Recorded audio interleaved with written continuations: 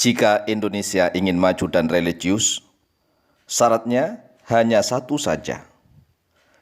Karena mayoritas penduduk Indonesia memeluk agama Islam, bahkan hampir di setiap kampung dan desa dipenuhi oleh orang Islam.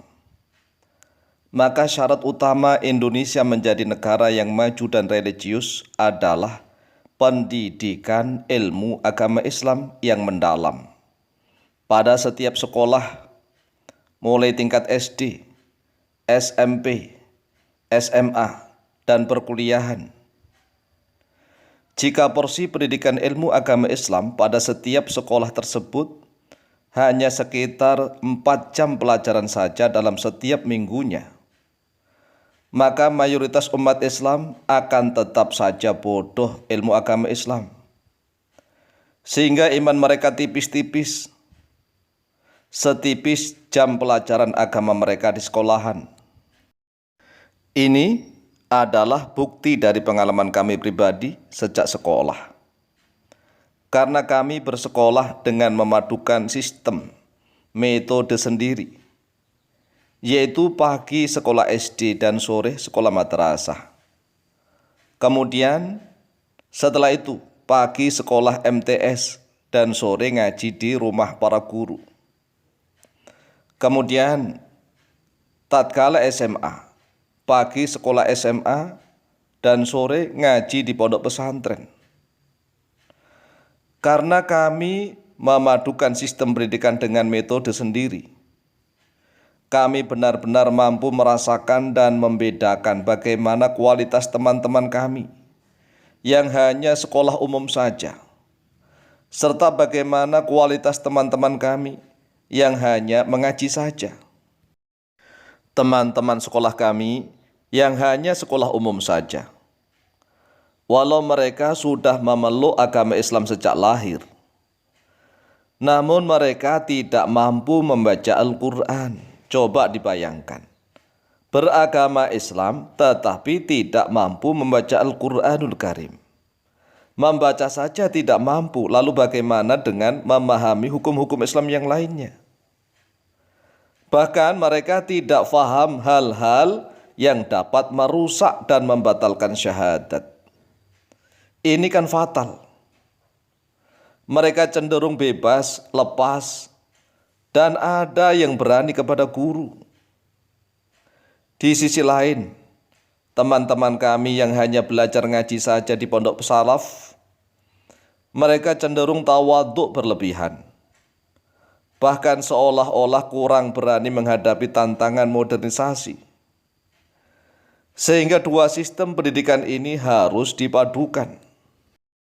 Lalu pertanyaannya, siapakah yang harus memadukan sistem tersebut?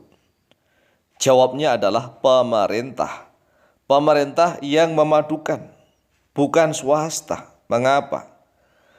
Karena pemerintahlah yang mengolah, yang mengatur keadaan bangsa dan negaranya. Pemerintahlah yang memiliki anggaran dana yang besar.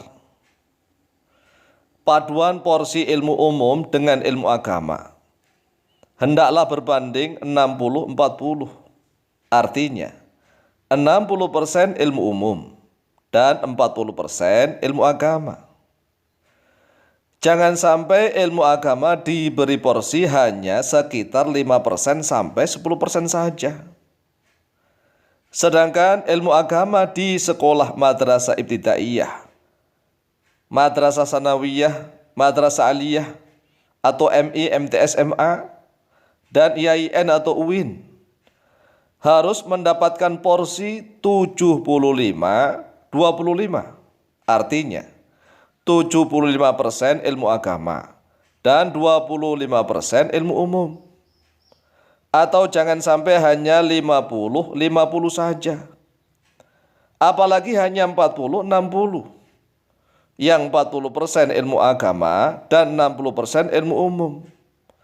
Padahal MI, MTS, MA adalah madrasah yang seharusnya porsi ilmu agamanya minimal 60%.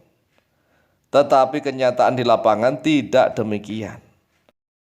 Jika pemerintah masih keberatan menambah porsi ilmu agama pada sekolah SD, SMP, SMA, dan perkuliahan, maka pemerintah hendaknya menetapkan jam pulang sekolah umum tidak boleh melebihi jam 12 siang.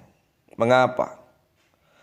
Karena agar anak-anak bangsa Indonesia berkesempatan untuk masuk sekolah madrasah sore dan mengaji di masjid, musola, atau di rumah para guru ngaji.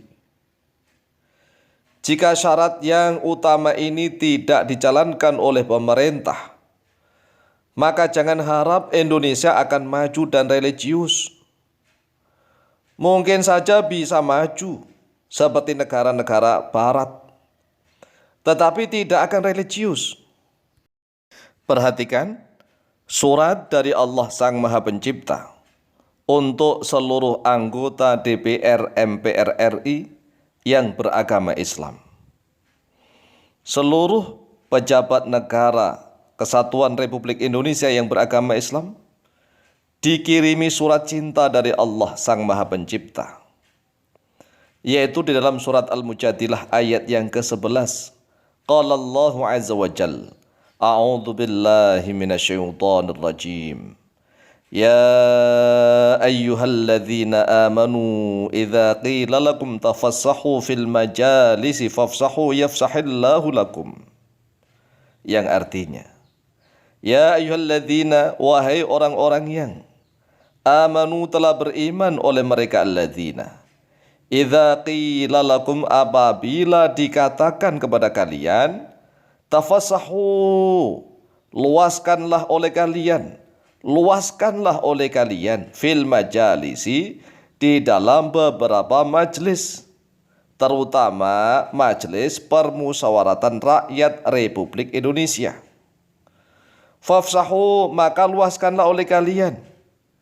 Yafsahillahu lakum, maka Allah akan meluaskan untuk kalian.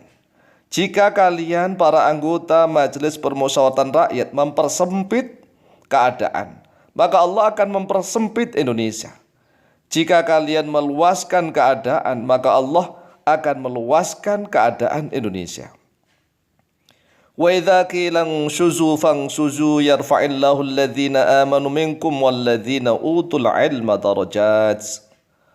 Dan apabila dikatakan kepada kalian, ungshuzu, berdirilah, bangkit oleh kalian. Fangshuzu, maka segera berdiri, bangkit. Mengapa? Yarfa', maka Allah akan mengangkat Allah oleh Allah. Alladzina, kepada orang-orang yang amanu, telah beriman oleh mereka, alladzina, minkum, dari kalian. Walladzina, dan Allah juga akan mengangkat orang-orang yang utul ilma, yang Allah telah memberikan ilmu pengetahuan kepada mereka, darajatin, pada beberapa derajat. Mari kita tadabburi, kita renungkan dan kita fikirkan, mengapa Allah mengangkat derajat orang yang beriman dan orang yang berilmu? Karena iman dan ilmu tidak bisa dipisahkan. Kalau Indonesia ingin maju dan religius, maka tolong padukan antara ilmu agama dengan ilmu umum dengan porsi yang adil seadil-adilnya. Terutama perhatikanlah wahai seluruh anggota DPR MPR RI yang beragama Islam, surat cinta dari Allah Sang Maha Pencipta ini segera laksanakan. Insya Allah Indonesia akan menjadi negara yang maju dan religius. Baldatun thayyibatun wa rabbun ghafur. Amin, amin, Allahumma amin.